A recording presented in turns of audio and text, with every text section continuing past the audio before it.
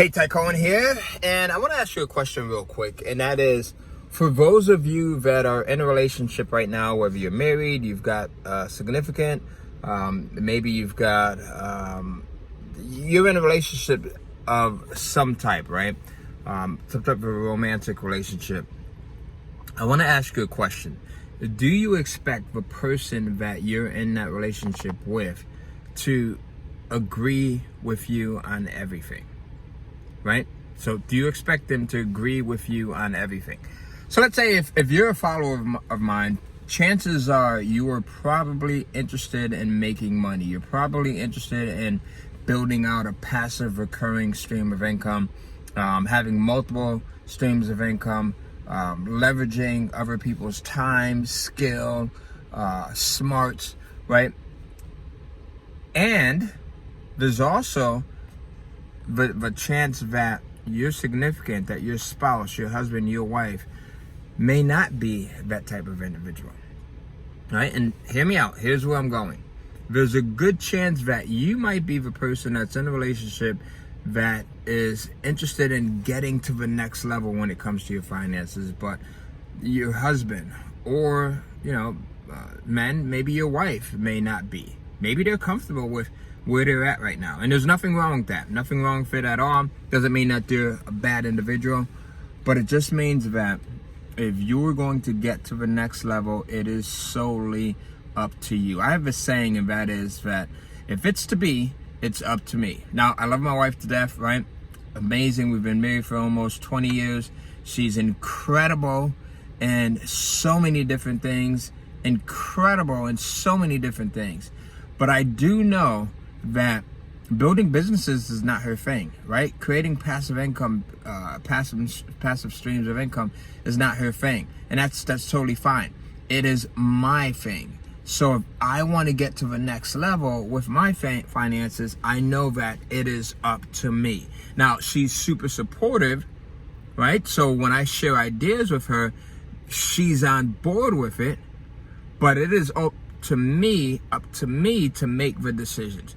So here's how I'm getting to this, right? So I spoke to a client yesterday, and this was someone who wanted to join one of our coaching programs, our Fast Pass program, to be more specific, our Kindle Cash Flow Fast Pass program.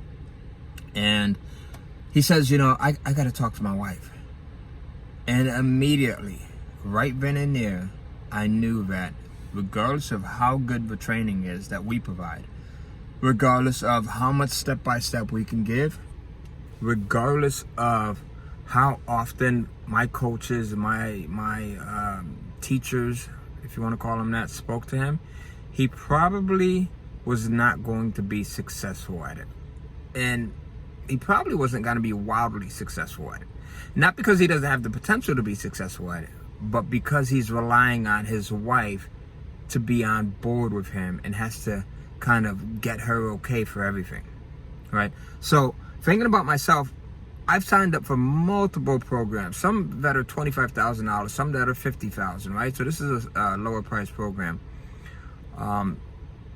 And although I have informed my wife after the fact, I can't ever remember asking her if, hey, I've got to consult with you in regards to signing up for this program, right? Even before we had the ability to do so financially, like when we were behind on our bills and didn't have any money in the bank and didn't, had credit card debt and just my credit score was crazy, right? I still could not see me being in the mental state of saying, let me ask my wife before I sign up. Now, I totally respect my wife, but I also know that, again, if it was to be, it was up to me because her interests are different. Your significant, your spouse's interests are going to be different. So what you see potential-wise, they may not see, and vice versa.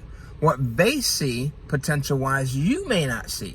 There's plenty of things that my wife sees that are incredible that I don't see because it's not something that I'm interested in. It's not something that I'm passionate about.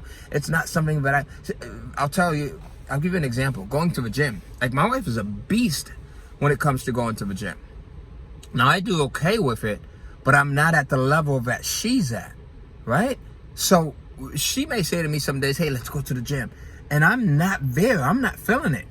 I'm into something else.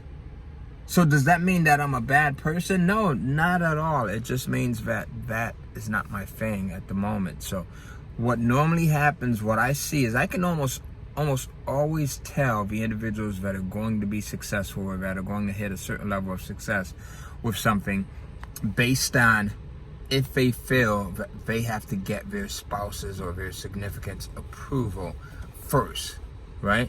If they have to go in and say, well, I want to sign up for this program or I want to buy this program, is it okay? Now, there's going to be instances where, yes, you have to do that, right? If that person is the breadwinner, maybe you might have to do that. If you are really struggling financially, I'm talking really struggling financially, like about to be evicted. I'm talking about at level 0. I'm not talking about at a 1 or 2 or 3. I'm talking about 0, right? Then you want to make more rational decisions.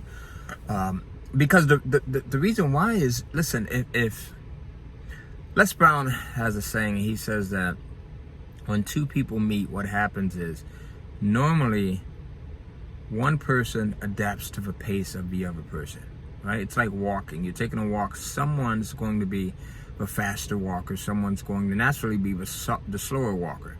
But someone adapts to the pace of the other person. And if you are not careful, regardless of if your spouse or if your significant is a great person or not, amazing person or not, if they are not passionate about getting to the next level financially, building your business or whatever it might be, having multiple streams of income, you will adapt to their pace.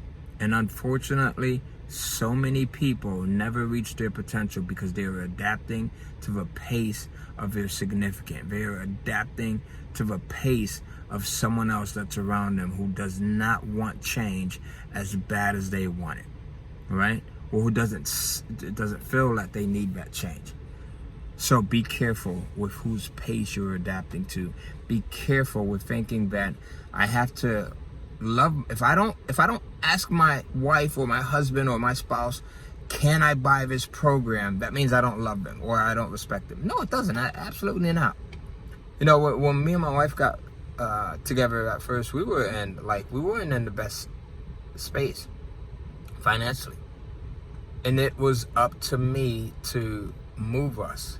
Now, had I never had the balls to go in and say I'm going to do this regardless, then we could still be in the same space. So sometimes you have to adopt the philosophy of, if it's to be, it's up to me. If you agree with me, let me know. Let me know. Do you agree? Yes or no? Yes or no? I'd be interested in hearing your comments because who knows? Maybe I could be wrong, right? I could be right. But I definitely want to hear your comments. Do you agree that you need to get your spouse's or your significant's approval when you're going in and buying something like a course or a training program that might be, regardless of the price point? Let's leave the price point open.